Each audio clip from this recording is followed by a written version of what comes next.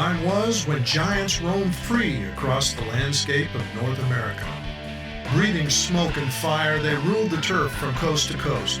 The bards sang of their praises, and the young damsels swooned at their sight and lived to ride upon them with men who had learned to tame their power and put it to their uses. Some think these American giants are extinct. Not so. My name is Brian FitzGerald, and I bring you Decade of Thunder, the American muscle car. Join with me as I introduce you to some of the keepers of the flame and their charging beasts.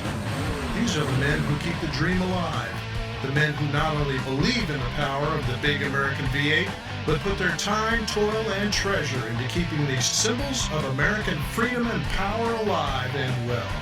The only true king of the road, the American muscle car.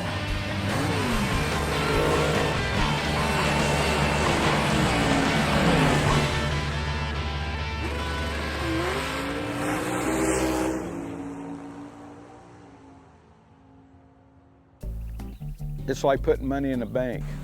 You know, these are the kind of cars that you can buy and you can drive them off the road and you're not losing $10,000 on a new car. These go up in value instead of down. Since Plymouth is no more, they do not make any more Plymouths. That's what really kicked the price of these Plymouths up. I'll be putting gas in it, somebody will come up and say, is that really a Hemi? They just can't believe it's really a Hemi, and they'll want me to pop the hood to really, because they've never seen a real Hemi engine. In a real Hemi engine, they used to call them elephant ears. And it's a big motor, and I have to run premium gas, plus a little bit of additive to it to keep it from pinging. In this car here, I'm lucky to get 5 to 6 miles to a gallon. And they do have 2.4. This car did come with 2 4-barrels. That's the way they came out of the factory. They were rated at 425 horsepower, and that was for insurance purposes only. But basically, they say these torque out at about 500 horsepower. And those 2.4s, they do suck the gas. My first Mopar was a 1968 Plymouth GTX I bought when I got back from Vietnam. I went there in '67, got back in '68. I had a Mustang, but I didn't have very good luck there in 1 month of it. And then I decided to go down and buy a Mopar because I knew about Mopars, and that's when I bought my '68 GTX, and I loved it. 440 Magnum, beautiful car. And it's the same body shape as this, only it was GTX on it. Parts for this car are hard to find, especially the Hemi car. The parts are real high. Like if I was to have to replace the heads on this car, where normally a head for a 440 or 383 might run $500, $600, $700. I understand these heads run about $3,000 to $4,000 a head, and that's expensive. When I had my 440 GTX, I used to race against the Hemis back in the '60s up at International. And there was a guy that had a black '68 Hemi Roadrunner, and of course I had my GTX, but when mine was fine-tuned and the Hemi was fine-tuned and we went head-to-head at the light, about the last 800 to 1,000 feet of the track, the Hemi would pull me. It has that last-minute surge on it, and he'd beat me every time. Now, if the Hemi wasn't running, if it wasn't tuned up, and the 440 GTX was tuned up and running good, I could take him, but not by much. But these Hemis, they had to be fine-tuned all the time. If you notice, the Roadrunner here on the side on the door belongs on a '69 Roadrunner. The '68 Roadrunner is basically a stand-up Roadrunner, which doesn't show him running like it does here. And it just, I don't know, it just gives it more like it's a Roadrunner. And it has to keep up with the horn. And this car has flaws in it, such as like right here, there's a little flaw here and there, and then they probably need new Hemi emblems. And there's one here where somebody closed the hood. Somebody slammed it down when that rod was up. This is the way I bought it. I haven't put any new ones in there. It's never been wrecked as long as I've had it.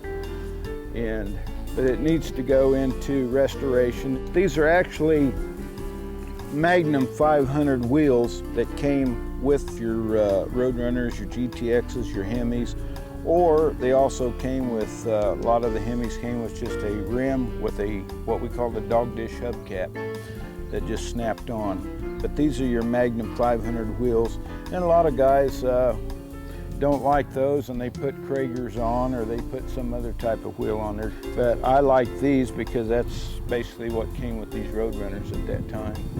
Now to show you a little bit on the inside, which is pretty much stock. The speedometers were why GTXs had like 150 miles an hour, where as you notice there's only 120 on here. They did have the factory tachometer that was built in there, factory radio. Now this isn't factory, but it was put on because with this kind of an engine, you have to at least run about 60 pounds of oil pressure. And it's very easy to, this doesn't have any kind of idiot lights or anything telling you what the oil pressure is, so that's why that's been put on there so we can monitor the oil in there. It's got the standard radio, which came with it, and basically automatic, which is one of 391 automatic Hemi Roadrunners that were made in 1968. And if you notice over here, this little stand-up Roadrunner, that's what should be on the doors on the outside instead of the running Roadrunner. Now if I was to go back and have it redone, I would probably have the stand-up Roadrunner put back on it again, back stock, but I like it the way it is. There's no air conditioning, no power steering, it's just raw turn. It's got your off and on switch, your heat, defrosting, and your fan. Then your radio was AM, FM. Everything's original except for this oil sending unit there, which is this. But like I said, that was put on there to monitor the oil pressure in the engine, because you hate to blow one of these engines or lose one because it costs so much, it's so expensive to replace it. 1968 on the Roadrunners, 68, 69. The difference between a coupe and a hardtop is, well, when they're pushed out like this is the coupe. And supposedly they're a little bit stronger than the hardtop because of the post right here. The coupes have the post where the hardtops don't. Now, if this was a hardtop, it would have a handle down here where you could roll the window down. Okay, since you've seen the interior of the car, I've explained that to you. Let's look at the power plant, the Hemi engine, the actual legend that won NASCAR in the 60s. They banned it off of the NASCAR circuit. This is the 426 Hemi block Roadrunner. This is what makes this Roadrunner. And as you notice, there's two bolts sticking up through there that holds this breather down. Under each one of those, there's a 4-barrel carburetor.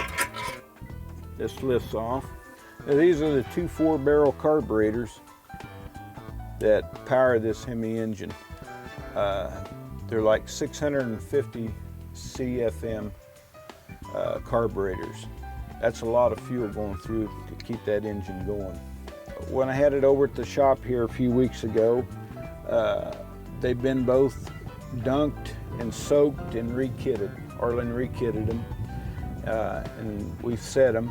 My buddy Arlen Harrington over in Wellington has a shop, and he's a Mopar lover. He loves working on these cars. He's rebuilt Hemi motors, and he just loves working on these cars. So I just take it over to him, and he takes care of me. And also he's put a new master cylinder on, new brakes all the way around, and also a clutch fan, which I learned something on that. It had a normal fan on there, which what I understand drew like 25 horsepower away from the engine, where this only draws 5 horsepower away from the engine. 1 horsepower per fan blade. There is no power steering, and I thought it would be hard to steer this, but it's really not. As once you get the car going, if you had to park it in a parallel parking, I'm sure it'd be kind of tough. But other than that, it's pretty easy once the car starts rolling. It's almost like it has power steering. This is the 426 Hemi Legend engine, and this is the way they came stock. Came out of the showroom floor stock, and the difference between Roadrunners, if you bought a 383 Roadrunner, it maybe $2,000, $2,300. And as the further you went up, like if you went to a full 46-pack Roadrunner, you could add probably another $800. And then the elite car was the Hemi Roadrunner, so you could add another $1,600 if you wanted a Hemi. And you could order those from the factory that way. This part here underneath the hood is a fire-resistant deal that they put on Roadrunners and mostly Mopars back then, that if the engine would catch fire, then this wasn't going to burn. This is fire retardant. That's why it's like that is. That's that rough looking stuff. Another little thing is this little side marker light right down here. When it's round like this on Dodge Chargers, on Roadrunners, that means it's a 68. If it's oblong and goes along like this, it's a 69. And another thing too is the on the VIN up here, the first letter on the VINs here, if it says R, it's a Roadrunner. If it says S, it's a satellite. And a lot of guys take satellites and make them into Roadrunners. I knew of a guy in Mulvane that had a beautiful Roadrunner, and he was selling it. And I happened to go look at the VIN and I saw an S. And I said, so are you telling people this is a clone car, that it's not a true? He said, oh yeah. He says, it's not a true Roadrunner. He says, I said, I know, I saw your VIN number. And also too, in 68 and 69 on the Roadrunners, there's a J in there in the VIN, which designate that it's a Hemi car, a 426 Hemi car. And this has got the J. 68 and 69 have those. And all around here, I usually drive it. I enjoy driving it. The only drawback now is that it has to run premium in it, and of course, you know, gas the way it is now. When I go to car shows, I'll have the hood up and guys will be telling their wives, you know, there's the Hemi, and it's just kind of neat to see people that still remember these cars. And the GTXs and so forth, they had 150-mile-an-hour speedometers, where in this Hemi, it's only got 120-mile speedometer, which you'd think, being a Hemi, you know it'd run 150 plus. I've never had it up to where I buried the speedometer because I don't want to twist it off. I love Roadrunners, love cars.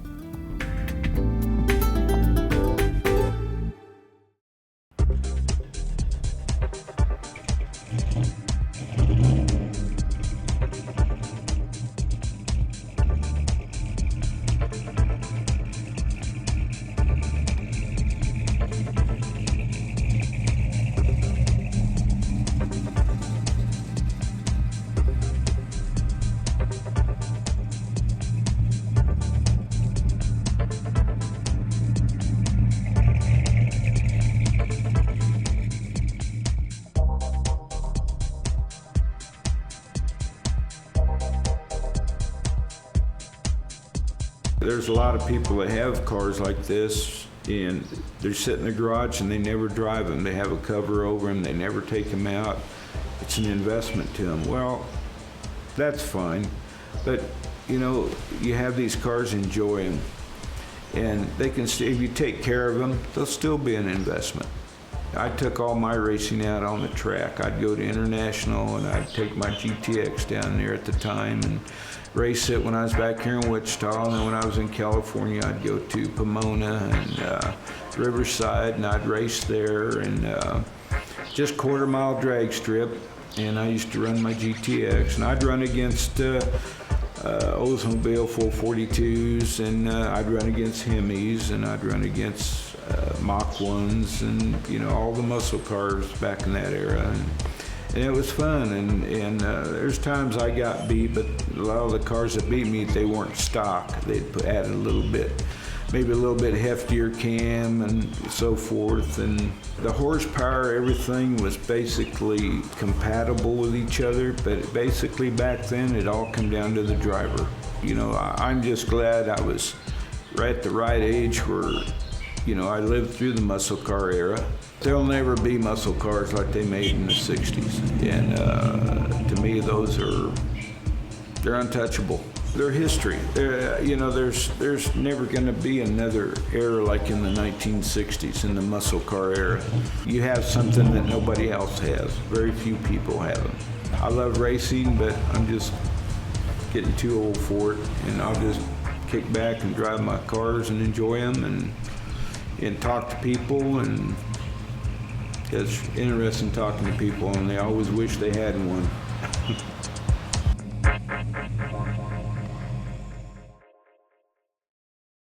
First of all, I'm a true red-blooded American, and I wanted to buy domestically. And second of all, there hasn't been too much in the European markets that's really caught my eye. I like the muscle car era for sure, but I've got another Corvette that's a 1980 that doesn't have the horsepower of one cylinder of this thing, but I love driving it too. Like Chevelles, Camaros. I'm pretty much a Chevy guy. This one here, I just don't drive it enough to even have to work on it anymore, but I was pretty hard on it in its younger days, so I've had the engine out of it twice. Luckily, it's a steel crank car and pretty much indestructible. I like the looks of a Corvette since I was a kid. As I grew up, I kind of noticed they're kind of shaped like a fine woman. I've not driven a 427 car. I'm sure they're comparable, but why have a baby big block when you can have the real thing? The horsepower obviously is an attraction. The handling, the get up and go. What little boy wouldn't like one, right? I have plans of doing a frame-off restoration on it someday when I'm retired and have the time to do it properly. And the car's in good enough shape, I'm gonna be able to use a lot of the original parts that are on the car today. I can put my hands on every part that this car had on it originally. So my ultimate goal is to see how original this car can end up when I'm done restoring it. I knew this car would never depreciate in value. So that was probably my main reason for buying the car at the time, besides wanting a sports car. It's kind of weird, it's not equipped with power brakes, but it's an air-conditioned car and power steering.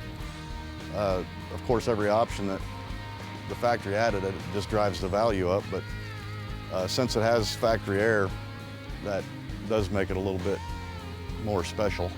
It's been garaged ever since I've owned it. I've never taken it to a track and ran it through the traps and the lights back in my younger days, and I don't recommend it to anybody. I got involved in some street races here and there. Even raced a 650 Ninja once and waxed him. There's a big misconception out there among the public that I've encountered. They talk to me about Corvettes. They act like they don't weigh anything. And let me tell you, they're not light. Apparently, for every piece of fiberglass that's on this thing, there's a piece of metal backing it up. These are the original factory 8x15 Chevy Rallies with the booty rings and center caps. I think they'll get about the best look for the Corvette body style. Of course, everybody's seen the red line tires that came out of the factory on those. Someday they're going to be on here again. But right now, I like the performance of the bigger tire. I like the way it fills up the hole and everything better. So that's what's going to be on there until that day comes. All right, let me pull this little handle here, and we'll get to where the good stuff's at. This is how GM filled up the engine compartment of a Corvette with a lot of big block iron. Some of the things you're not seeing, I'm sure a lot of people have already noticed if you're a vet enthusiast. Back in the day, all your electronics were housed in a sheet metal chrome box. I've still got all that in the garage. so don't panic. It's just all stuff that's going to go back on whenever I do the restoration. Over on the other side there, where the air conditioner compressor would normally sit, don't have any use for that no more than I drive the car right now, so I just didn't bother to put it back on right now. And it makes it a lot easier to change plugs on that bank. That is an aftermarket piece. Didn't see any sense in spending the money on OEM or even trying to find it right now. This flex fan is probably not original equipment, because I imagine a prior owner to me experienced some overheating problems also, and that is a high performance part, replacement part for a clutch fan, because it'll actually pull a lot more air than a clutch fan will through the radiator. And that was probably their quick fix for their overheating problem, because I'll guarantee you, you don't want to be the guy that pulls that radiator out of there, because I've done that before and it's no fun. Sitting in traffic was really, something I didn't want to do back then. Going down the highway on a hot day, it would still tend to overheat. So I did combat that a little bit back in the earlier days. I took the radiator into a shop and had it rotted out and reassembled. I went to a cooler thermostat and just got it flowing air better, and it cooled right down. It runs real cool now. I don't have any more overheating problems. You're gonna see some wiring over here that's not hooked to anything. That's because I just kind of tucked them back out of the way to get them out of the way where I took the air conditioner compressor off. Someday those will all go back together. The first time I tore this engine apart, there was a tab broken off one of these. I don't remember exactly which one now, been too many years ago, but I went through a lot of trouble finding somebody that could weld cast iron, and I took it to a shop and had that tab welded back on so I could use that original exhaust manifold. Let me show you something interesting about the carburetor here. I thought it was pretty cool how GM designed, not the top plate of this thing, but the bottom plate of this is designed in order to fit under the hood. As you can see, it comes off the top rail of the carburetor and just swoops down as close as they can get it to the intake manifold. And obviously you can see the reason they did that is so you can still shut the hood. This is a Rochester Quadrajet design carburetor, and probably the best designed carburetor if they're working for the application, because up here you have your primary butterflies, and normal running, in town, highway, whatever, you're just going to be running on these front two butterflies. The secondaries on this thing are about twice the size of the primaries, and that's where you get the tone and the gas, the extra gas to wake up the horsepower this thing's capable of producing. Button up the carburetor here.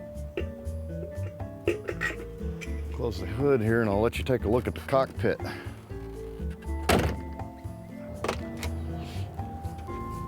There's not anything real special about this interior. It's not leather. These are vinyl seats. A lot of people prefer leather, but I'm just fine with the vinyl. I think they wear a lot better. No power windows and door lock. That's all manual controlled. Some of the things I thought were really interesting about this car, though, GM was experimenting with fiber optics on the console here, both for the front and the rear lights. The fiber optics are displayed here for the tail lights and the license plate. Here's the specifications that a lot of people find interesting that they actually put in the car for you to look at there. Here's your shifting pattern, your air conditioning and heater controls that are rollers. You don't see that very much anymore. And your fan control. And over here is the ashtray, which I don't use anymore. And then your upper displays for your headlights, your fiber optics. Apparently there's not a whole lot of room behind the dash on these cars, so instead of putting a hole with a cover on it, they opted for a flap out here, and it does expand to a certain extent so you can get some stuff in there. The interior is just as original as the day I bought it, other than maybe some new GM parts inside the doors, because there were some weak spots inside these doors. The door handles like to break, and the locks, they're all manual controlled. I have had to replace parts in these because they were pretty weak, but that was back when you could still get genuine GM replacement parts at the dealer. I don't have the original radio in here.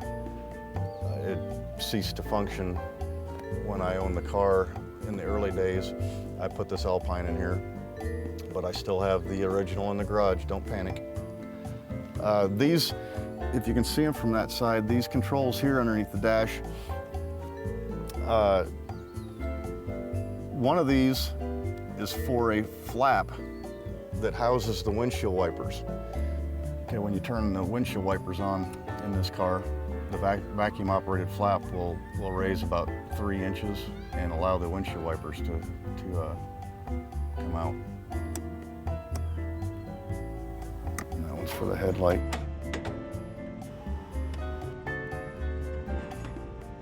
Clock doesn't work, but it will again someday. You do get a few people that ask you if it's for sale. Some will even shoot you a price. Back in the mid-'80s, a gentleman walked out of the factory and asked me if the car was for sale, and I told him it wasn't. I wasn't interested in selling it. And he argued with me and said that, everything's for sale. He said, how much do you want for it? And I said, okay, I'll tell you what, I'll take $100,000 for it today. And I honestly believe it'll be worth that someday. I think if a person can afford it and wants to get into the hobby of owning a muscle car and working on it, I really don't think there's really a more satisfying hobby out there.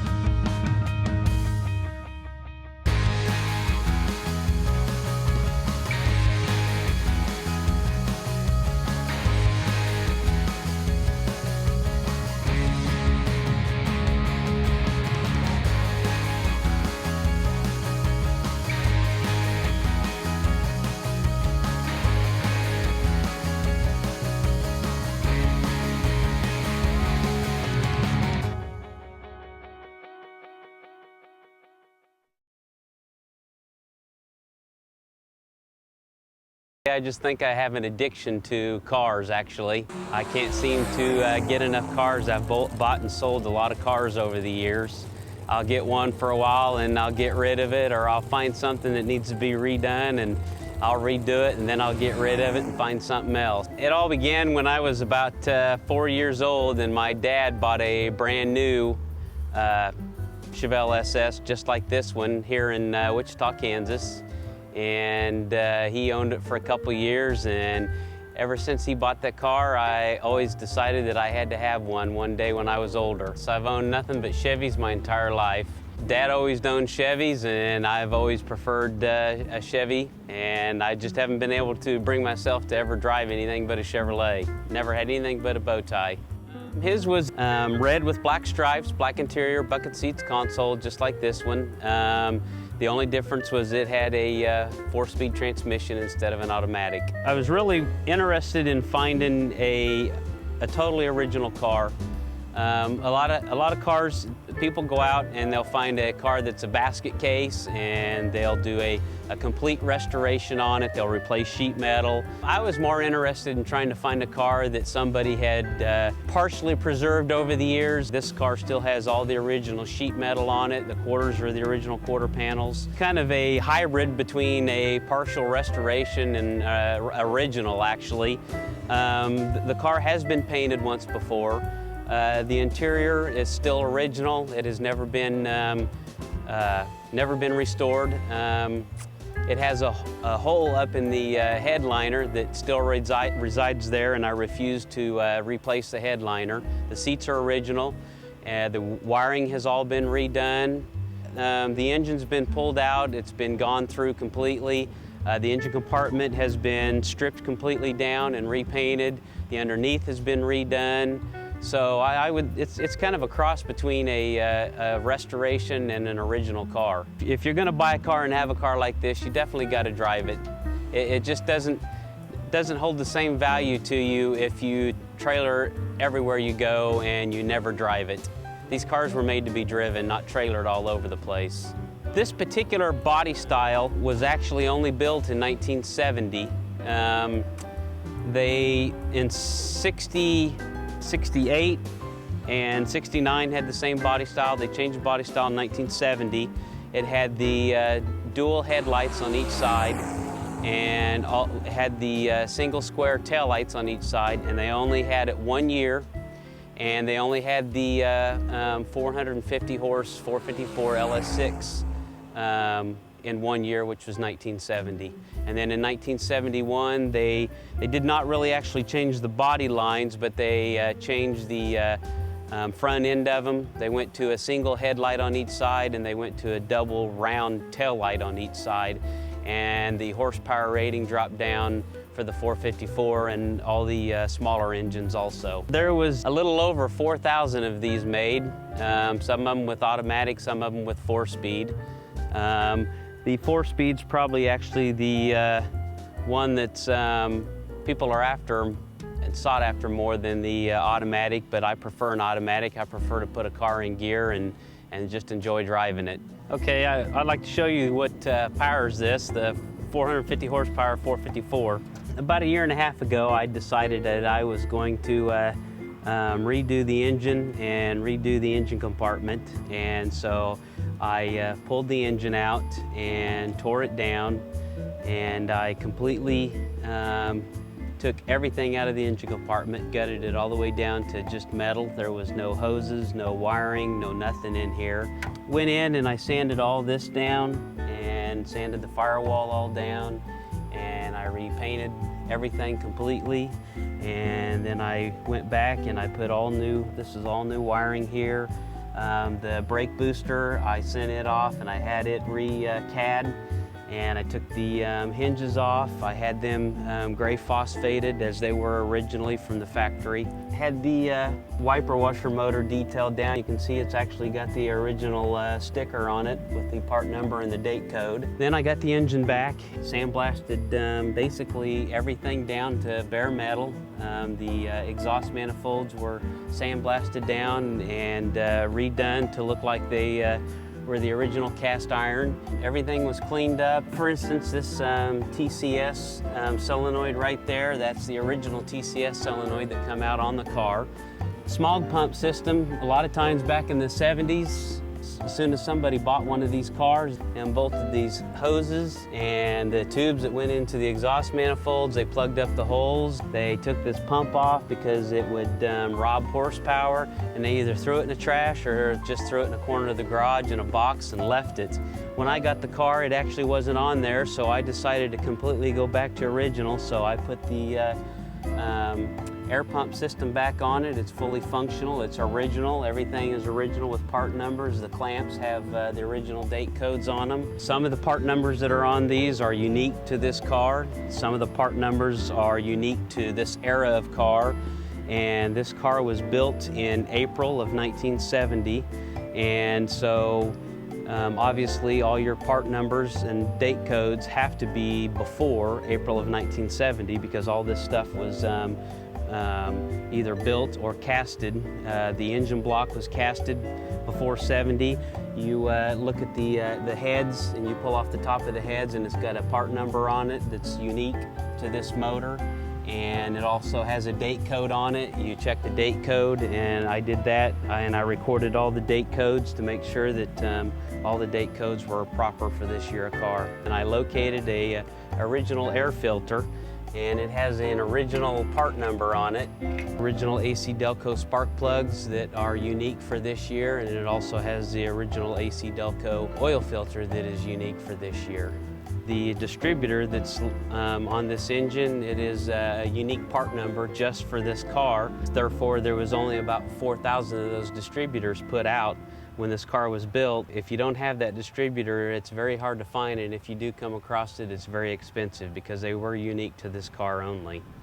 Well, let's go take a look at the interior. Show you the interior is about 90% original. It has never been restored.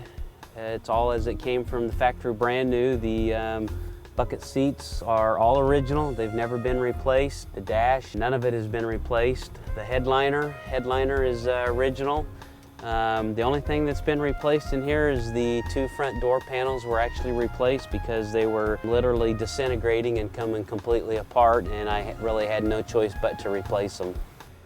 One thing you might notice on the door panels, it's actually a Super Sport, but the emblems on the door panels say Malibu. When this car was built, GM went on strike. They're supposed to put SS emblems on the door panels, and they forgot, and they actually put Malibu emblems on some of the door panels. So those are the original Malibu emblems that was on it. This red tag was put on at the factory, and it was there to tell people to use premium or super premium fuel for this car because it was such a high horsepower car. It required a higher octane fuel.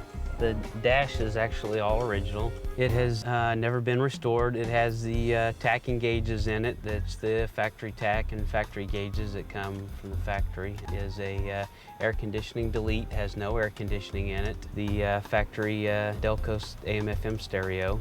It has 73,516 original miles on it. They called them strato buckets back then. The seat covers are actually original from what come in the car back in 1970. They have never been changed. I'll need to start it because my window motors are a little weak.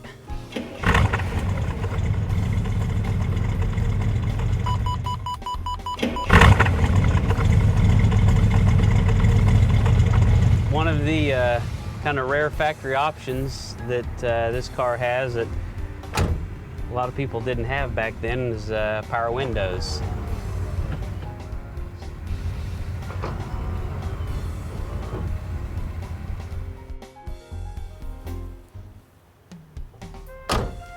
The tires are supposedly they're original white oval Firestones that were produced back in 1970. I don't have anything to substantiate that because they do make reproduction Firestone white oval tires, but I was told by the previous owner that these were original set of Firestones that were from 1970. The wheels are original correct date coded spoked wheel that were for 70 SS. We're also on the SS Nova and the Camaro. They're kind of unique. They've got silver spokes with the shadow gray, black, charcoalish color in between. When I restored them, you have to I painted them all silver, and then you had to tape off the actual silver and paint the charcoal inside.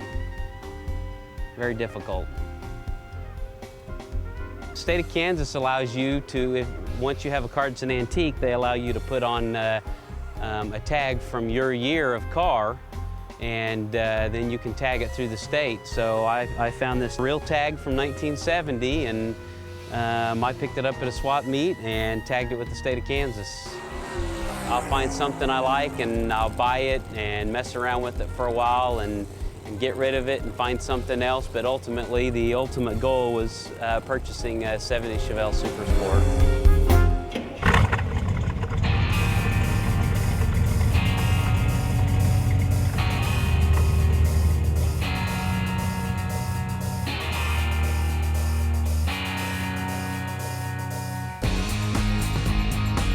Well, I like the Monte Carlo, I like the Nova.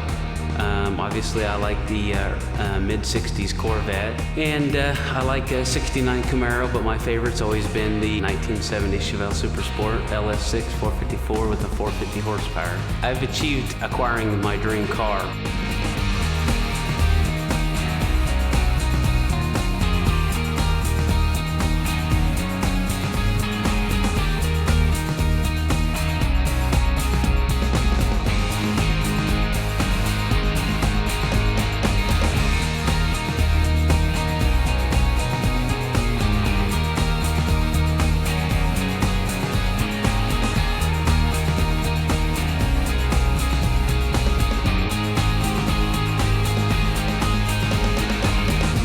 A sad day would be when there's no more gasoline engine powered cars.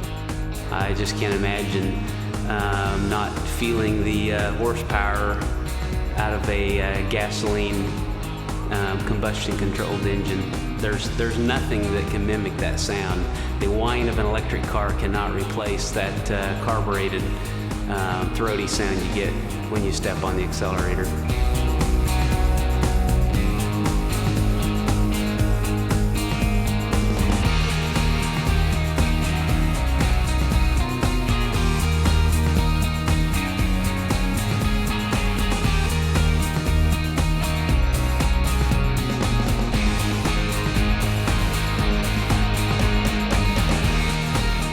It represents probably for me the best years that Chevrolet, for all that matter, all the other car companies, it represents probably the best cars that were ever released. They're pure, they're not computerized, they don't have a lot of bells and whistles attached to them. You open the hood and there's just basically the motor and the things that allow it to function, and that's all. Take this car for instance, it's bright red, black stripes. It's got a Cal induction hood that's functional. When you step on it, there's a little flapper on the hood, opens and closes, and race-inspired hood pins on the front. Cars that were made back then were just pure and muscle.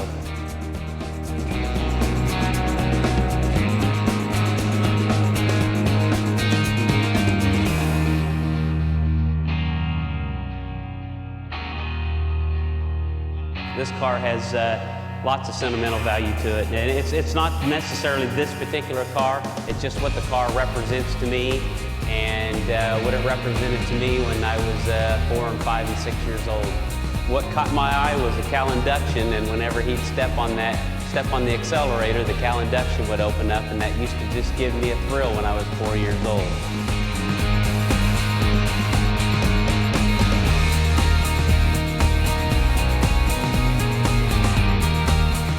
I don't ever see myself selling this car, and hopefully someday I'll pass it on to my son.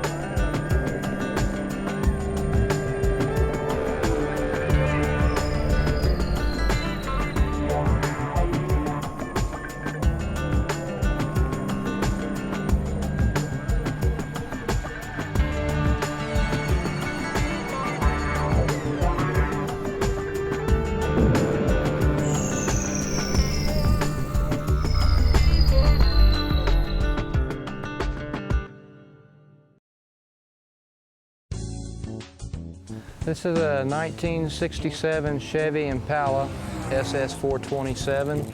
They only produced 2,124 of them. I've had the car for about 10 years, and I restored it about a year and a half ago. I like the old Chevrolets, especially the big block cars, and these are real rare and they're hard to find. It was pretty much ordered with no options, just power brakes, and the vinyl top was the only option on it besides the 385 horse 427 that they put into SS 427 cars. First thoughts was to put a tri-power on them, but because of the Vietnam War, it slowed down sales, so they didn't put the tri-power in, and that's why there's 3 simulated scoops on there, is because they originally thought of putting tri-power on it. The claim was you can drive this car in luxury with your family and take it to the strip and drag it.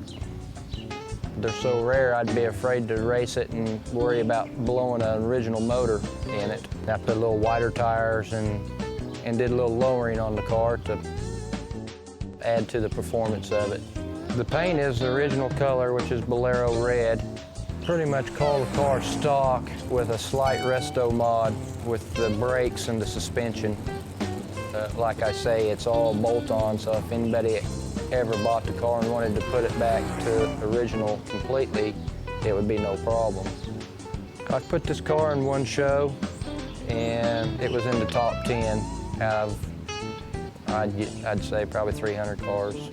On the SS 427, they had a special trim package, what they called, and one of them was the emblems on the fender.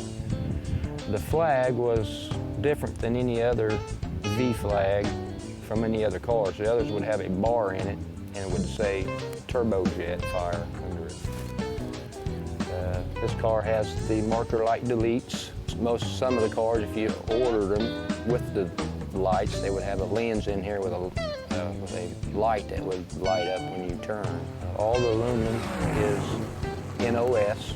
The stainless steel is the best of all of it because you can knock the dents out and file it, sand on it, polish it, and make it look brand new again. Chrome, you have problems with chrome for rust getting under it and getting pits and rusting. The aluminum, it's anodized. There's not much you can do with it unless you strip it and have it straightened and then re-anodized. The bumpers are original, but they've been re-chromed. The grille emblem is only on the SS 427. They blacked all the bars out to where from a distance all you seen was a chrome bar. The hood, they only put this domed hood, what they call a domed hood, on the SS 427 cars. That's part of what they call the Z24 package, and it has the 3 simulated scoops. The reasoning was possibly a tri-power on some of these cars, but they never did put tri-power on any of the SS 427s. These cars come out with rally wheels. The only way you can get a rally 15-inch rally wheel on these cars was if you ordered disc brakes for the front, which on this one here, this car originally had drum brakes, which had 14-inch wheels, so when I put 4-wheel disc brakes on the car, I put a wider rally rim on it. I have an 8-inch rim on this car, where the originals only had a 7. I put a wider tire on the front, a 60, to get more tread on the ground for performance. So the rings are original. The cap, I put a spinner cap on it. That wasn't original. I just put that on there because I like the looks of it. On the rear tires on this car, I went with a larger tire. As you can see, this tire is a lot taller and wider than the front.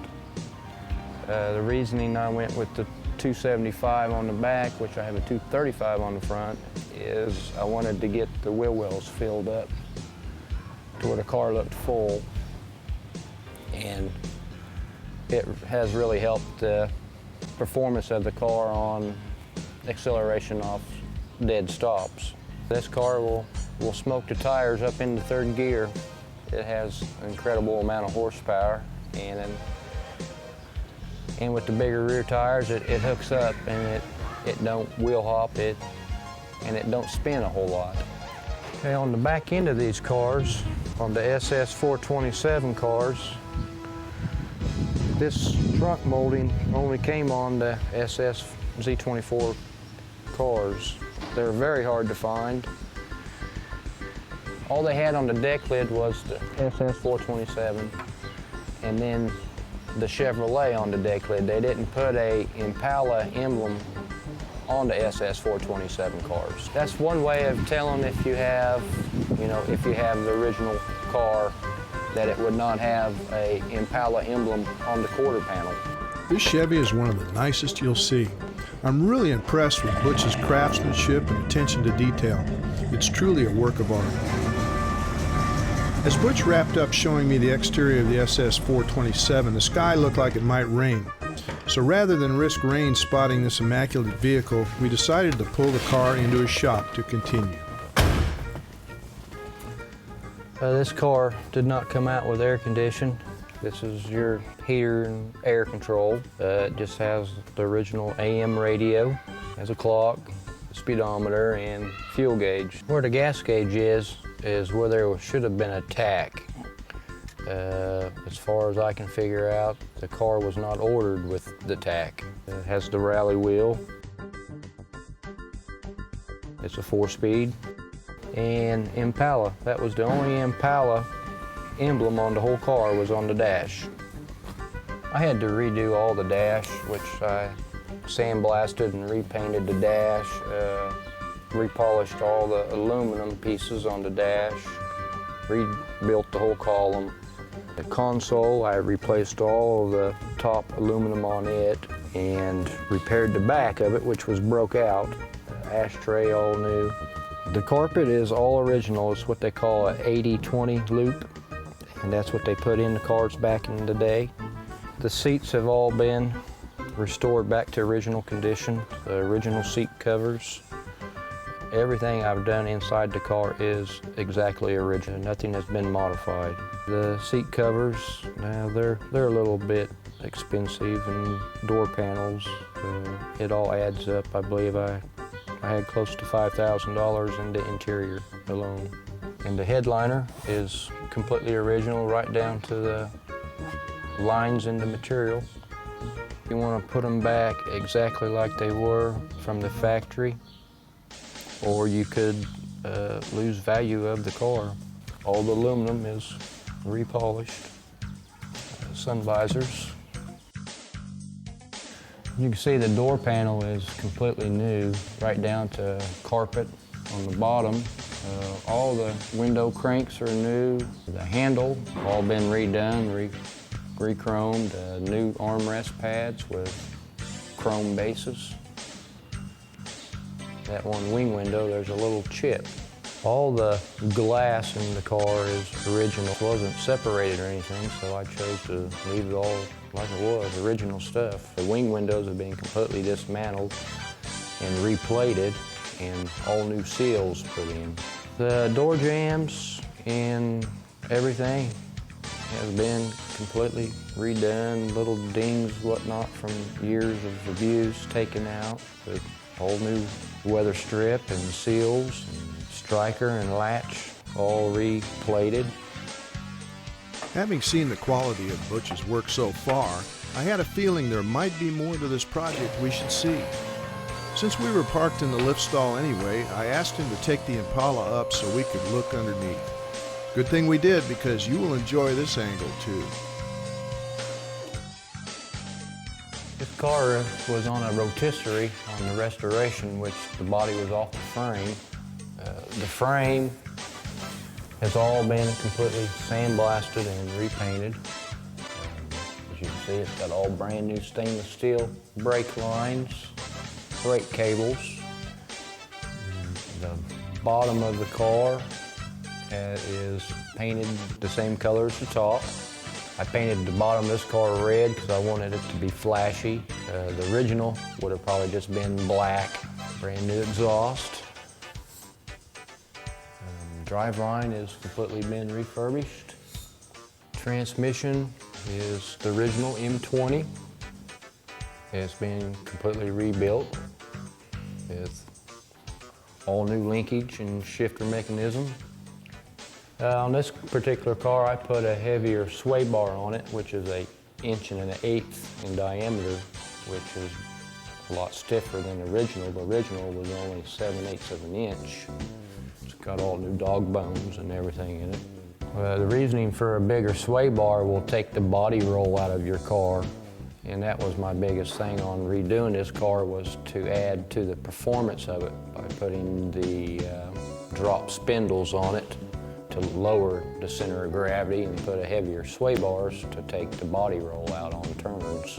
Now I'm going to go ahead and turn the wheel so you can see the drop spindles system I put on, to which the drop spindles, like I say, lowers the center of gravity by 2 inches, which gives you better performance on the car. You could get disc brakes, but this car, like I said before, had drums, so I put a 4-wheel disc brake system on the car. One of the only drawbacks of having the car center of gravity lowered is, as you can see, I was going to a car show and I rubbed going up into a steep incline, to which I'll have to come back and sand that and that out and repaint. Rear control arms, which are a lot beefier than the original, which it has a adjustable upper arm for adjusting pinion angle, a heavy-duty sway bar on the back, which is 1 inch. I believe the original was only 7/8. It's a 12-bolt Positrack 373 gear under the back. And everything has been completely gone through, nut and bolt. Here, what we have here is the actual 427. Probably one of the rarest things about the car is the 427. That was Chevrolet's big beast back in the day. It's a very hard to find block these days. All the wiring harness has been completely changed out to new, original. The brake booster and master cylinder is new for the 4-wheel disc brakes, which is a little bigger. The wiper motor's completely been gone through its original. All new weather stripping, wire holders, original air cleaner, all GM hoses and clamps, the original Harrison radiator in this car, matching VIN number. Everything has been plated that needed to be plated, replated original hood hinges and springs, hood lock replated. The only thing that, like I said, it's not original is the aftermarket brake system, which is better than what the factory had on it. I like to put the performance stuff on it that the factory wasn't capable of doing back then. And this is one part of it. Everything else is original, and I guess you might call this over-restoring the car. I like to over-restore because I figure I'm just taking care of what the factory didn't. But other than that, the car is completely original. Yeah, I've been interested in cars since I was about 3 years old. I've always been pretty mechanical and like to take things apart and put them back together. I guess what really fuels me on these old cars is just the pure beauty that they had, the lines and designs they had back in the day. I've always been a nut about old cars. I got that from my dad. He used to take me to salvage yards when I was 2-3 years old, maybe up to 6, looking for parts for 36 Fords. And he used to have to drag me out of there. I'd get in every car that was in the salvage. Probably started when I was around 13 or 14 years old.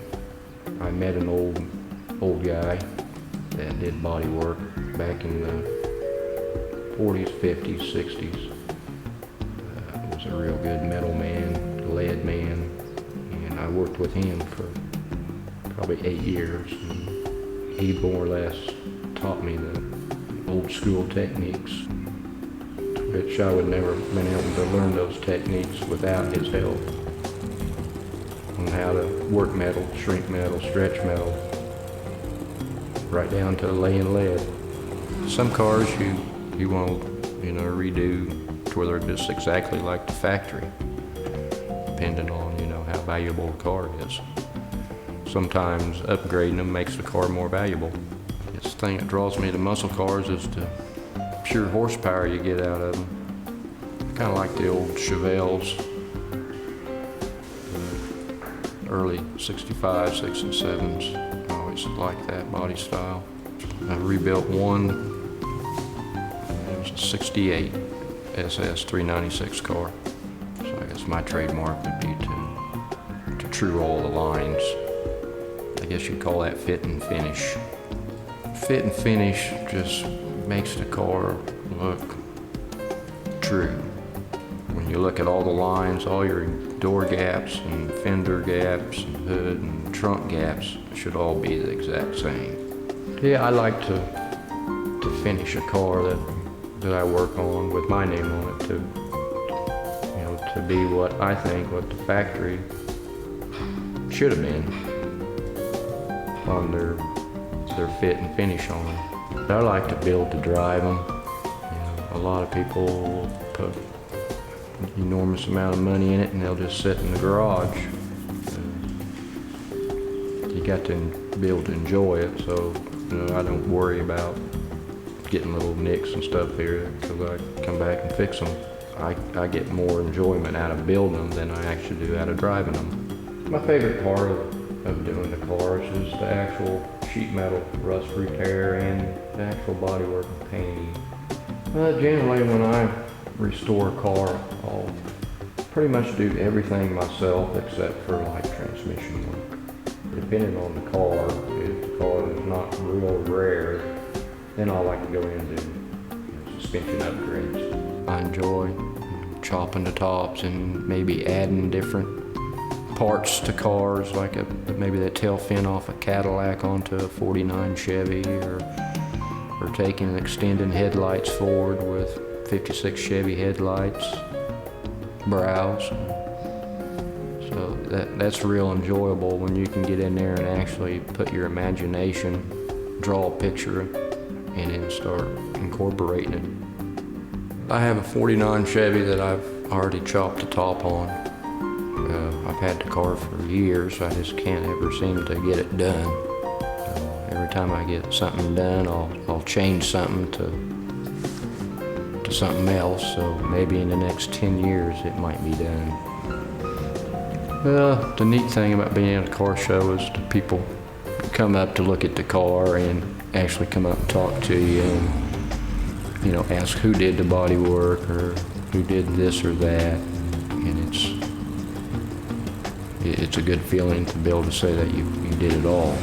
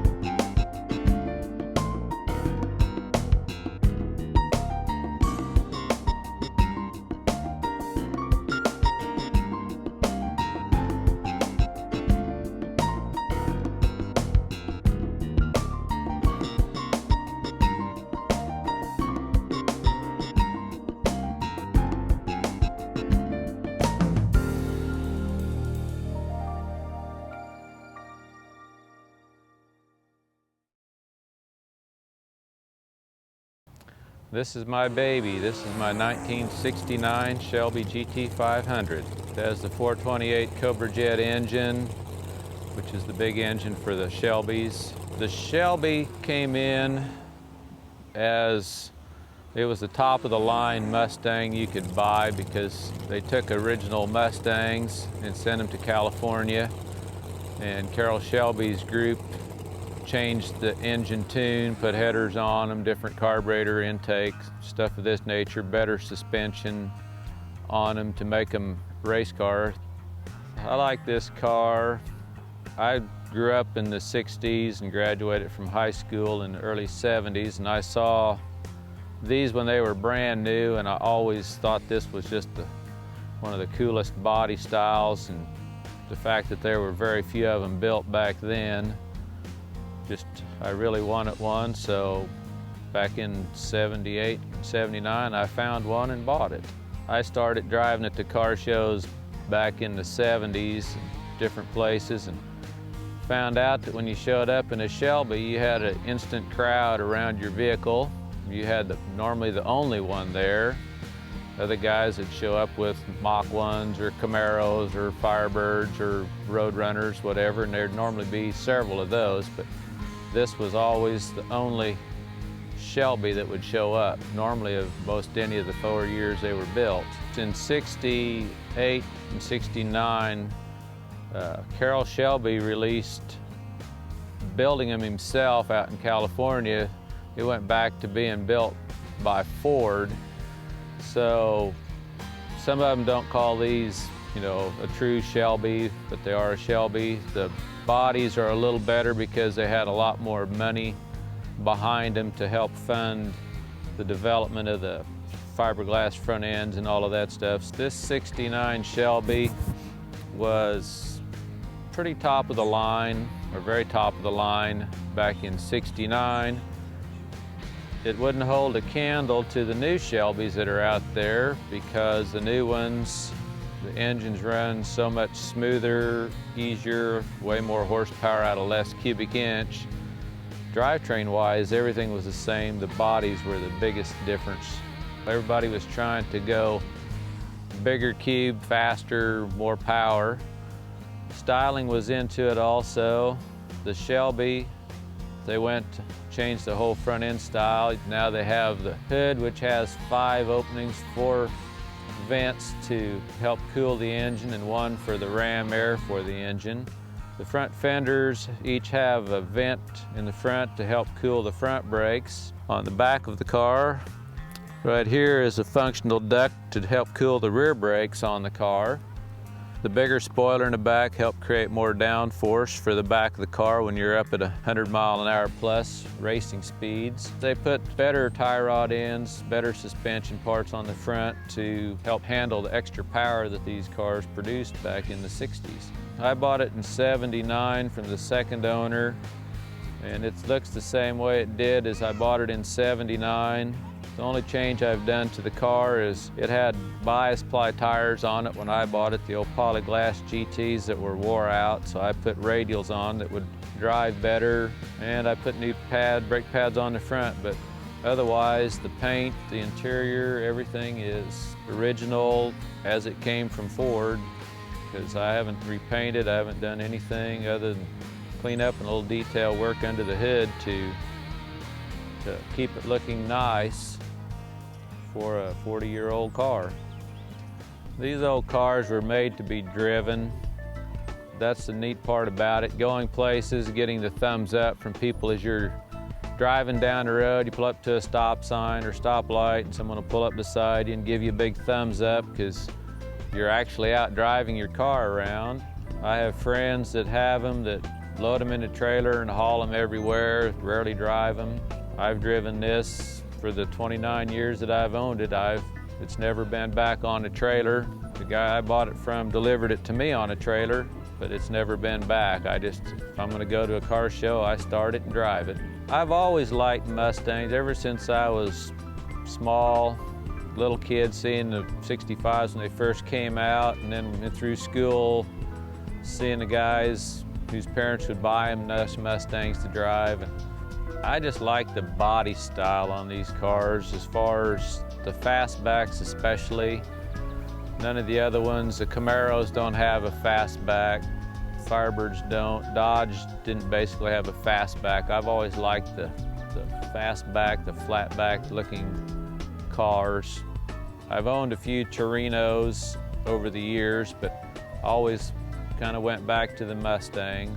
I've liked them, I've owned lots of them and owned them, fixed them, sold them, and a few of them I've hung on to. People ask me a lot about whether I think Ford is better than the other brands. Being a professional, working on cars all the time,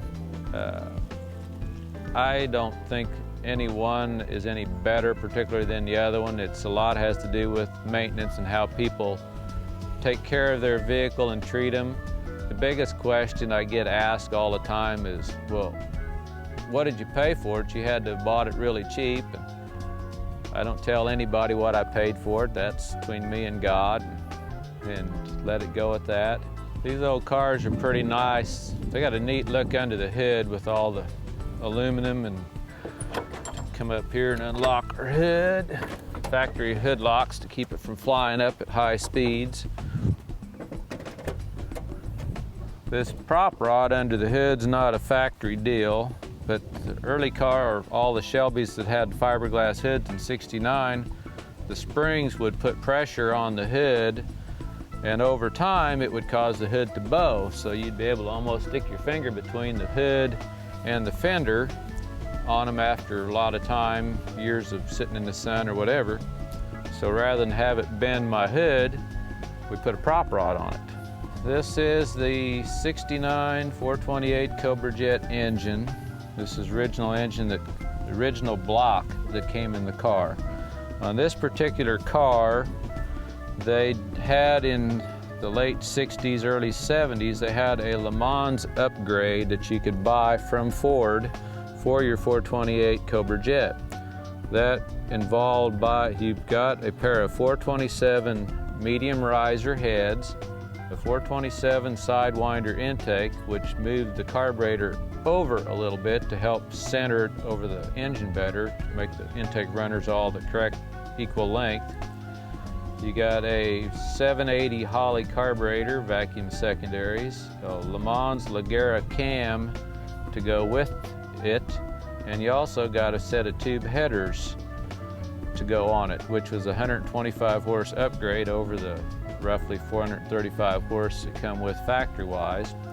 I ended up going back with the stock cast iron headers because the tube headers kept leaking, so everything is right on the big block part of it and the right exhaust manifolds, but it does not number match any longer because of the upgraded heads, intake, and carb, which really makes it quite fun to drive. When you step on the loud pedal, you better be hanging on and pointing it the right direction. This car still has the smog equipment on it that all Shelbys were built in California back in the '60s, so they all came with smog equipment on them. This is your smog, your canister. Here's your smog pump down here. The pump started making noise, so I took the pulley off and just run the air conditioner minus the smog pump, but this belt pulley tensioner would tension it for both. The air tubes into the manifolds are there, and everything is still here. Of course, back in the '60s when these were new, that was one of the first things guys would take off and throw away. They didn't want anything pulling any extra horsepower away, so they'd take all the smog stuff off, and normally they'd take the exhaust system off and go to glass packs or something of this nature, where this one still has the cross-flow muffler in back and the resonators and stuff, the original style exhaust system under it. So this car, the original 780 Holley, got to giving me some issues, and so I ended up taking it off and put a 770 Holley Street Avenger carburetor on it, which is almost identical in appearance. It just runs a lot better than the 40-year-old worn-out carburetor was doing. So the car actually runs better with this new Holley on it than it did with the old Holley. So that's a minor detail. I still have the original carburetor that came with it. It's just a matter of getting it to work again. Look you can see on the cover it says 428 has the snake, and it says Cobra Jet to denote it's a 428 Cobra Jet. These are original covers. They started reproducing these a few years ago as repop valve covers.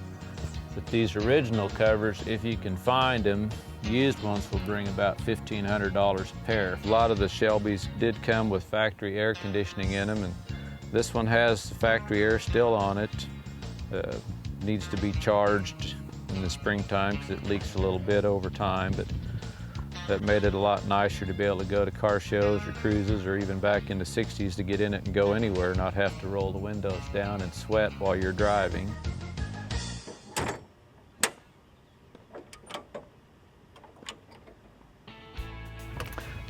Here's the interior of my car. This is an unrestored car, so the door panels are original. I've got a little crack that developed in the last 30 years on that. Otherwise, the panel's all original. Under my Ford floor mat cover, I've got the original carpeting with the original red insert for the carpet. Original door sill plate. This is original Shelby automotive sticker they put on the door sill plate. It's unrestored. All the new ones all have nice shiny ones on here. This still has the original parts. Everything is the way it came. My steering wheel with the rim blow horn is original. There's no cracks in it, which is pretty amazing for those old steering wheels. Horn is in the outer edge of the steering wheel, so if you get in a panic and you squeeze your steering wheel, your horn honks. You don't have to reach in the center because there's nothing there to honk. It's right out here in the outside. They call it a rim blow. The rest of the interior is the save for the dash pad. I did end up having to go to Ford and buy a new dash pad because after 40 years it cracked over the speaker vent. Went ahead and called Ford, found one in their warehouse that was original dash pad, put it in, so it's all back with Ford pieces parts. Carol was all about safety for the drivers, so they came out factory with a roll bar in the car, and they also have dual shoulder harnesses. They have an inertia cable or inertia belt up here, which is a dual shoulder harness that they come out with to make the driver stay safe. You get in, pull your shoulder harnesses up over you, and if something happens, it stops you on both sides instead of only one side. And that was only in the Shelbys. This car came with the factory AM/FM 8-track, which was the big thing back in the 60s. Now it's CD players and iPods, but this was as good as it got back in the 60s. The GT500 being big blocks all had C6 automatics. The normal automatic wouldn't take the 428 power. They had to have cast iron tail housings on it because the aluminum housings would break if you got real aggressive with your driving. So they had cast iron tail housings. You get the Shelby emblems on your seatbelt buttons. You get your Shelby emblems on the door panels. You get the Shelby emblem in the center of the steering wheel.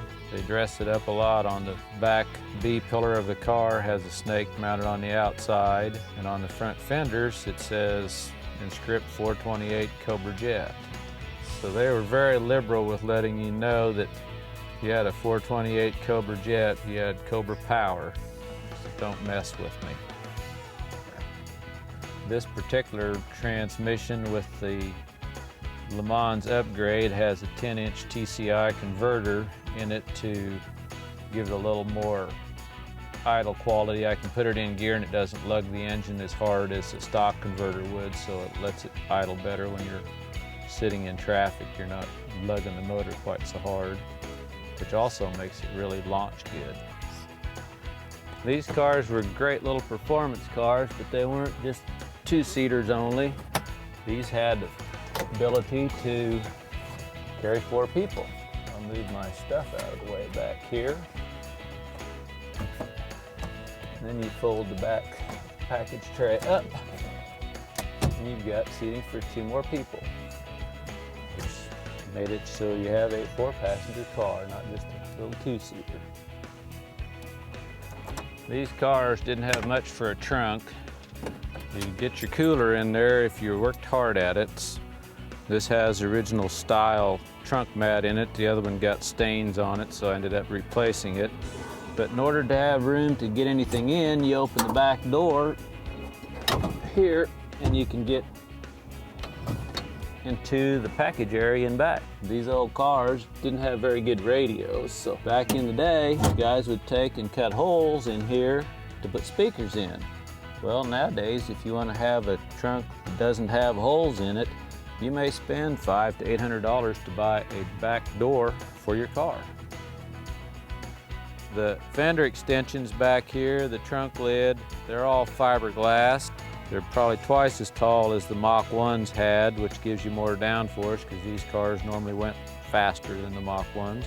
The center here is a honeycomb design with the Shelby lettering across the back. The tail lights are from a Thunderbird, which is different. The regular Mustang just had your 3 lights over here, 3 bars to make your lights. And these sequentially, when you turn your blinkers on, it starts blink, blink, blink as they come across to let you know that you're turning. The bumper itself is the same as a regular Mustang, but on the Shelbys, 69 only, they come out in the center, which comes back from each tailpipe back into the center on this magnesium outlet, and the exhaust comes out here. Back in the 60s, late 60s and 70s, they had an issue with that because the gas filter cap is right here, and if there was any venting or seeping of exhaust fumes, and you let off the gas and had a backfire come out the back, it tended to make a big fireball out of the back of your car, which was not a good thing. So they had to do some revisions to put a different type of cap and filter neck on so they didn't leak. Now they've got a sealed cap that you put on to help keep from burning the back of your car up.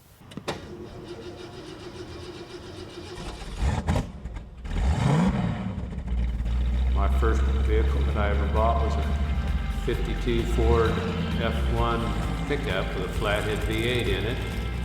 Bought it and a 52 Ford car with a flathead V8 in it for $400 for the pair. The truck had a bad motor, the car had a good motor, so I pulled them out, switched them over, got it up and running, and I did it. Used a tractor with a loader bucket to pull the engine out of each one and put it back in, and did it outside into the clear blue sky. So the pony car size, I like that better because you got a little less weight, but you still got room for 4 people. Still have the same big engine that you could have in a big car, but you're not dragging that extra 800 or 1,000 pounds of iron around. And it's always been my kind of deal, the big horsepower light cars. I like the new ones too.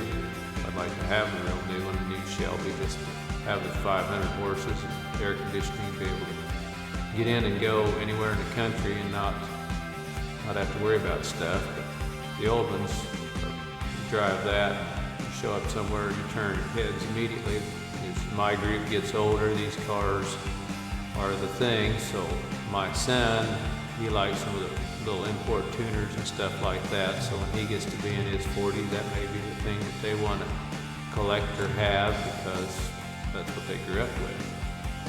I think it's picking up steam a little bit because the guys like me that grew up with these cars are getting to the point where their kids are out of the house, they've got money to spend on the cars. If they can find one, they're willing to spend $50,000 to $100,000 to buy one or restore one or whatever. I think all the different automakers have great cars. It's just a matter of, are you a blue blood Ford, or are you a bow tie Chevy guy, or are you a Mopar guy? I was watching a TV show Pastime the other night, and they had a dragster that was an electric powered dragster. It had 300 lithium batteries in it and a 250 horse motor. This thing did a burnout just like a big V8 engine would. Guys on the show go, this is really eerie because it's just dead quiet, then all of a sudden it's gone, so that'd be pretty neat to have. Plus the fact you don't have to worry about buying any high-priced gas. I like car shows just for see the different cars that different people bring. A lot of times you see the same stuff over and over, but you also see the same people over and over, and you meet friends, make friends, and get to stand around and BS with each other about what's been going on. When Jordan, my son, was a baby, I put the car seat in the car with him and stroller in the trunk, and we'd go to car shows. Now he's 15, so he's wanting to get where his license is legal to drive. He wants to drive one of the cars, so we'll take two. It's a great father-son deal, and I see guys at car shows that are in their 70s that are there with their sons and grandsons and stuff. It's just a real good bonding time for fathers and sons, and I hope my son will be able to figure out something down the line that he'd like to restore, and I'll be able to help him with it, let him continue this love of the muscle cars. The little kids now, they're 10 more years or 20 more years. If we don't keep this going, they'll never see what was a big part of their parents or their dads and granddad's lifestyle, what was out there. So kind of just have to keep going.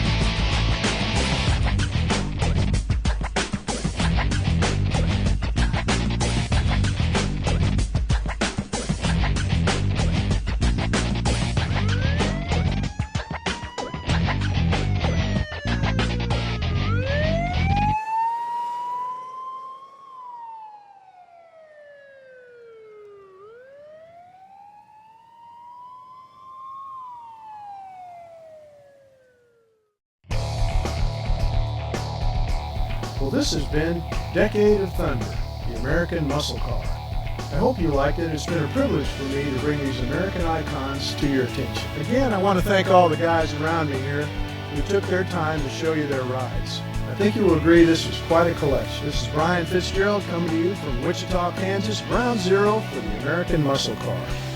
Also, for that matter, ground zero for just about everything automotive and aircraft. See you next time.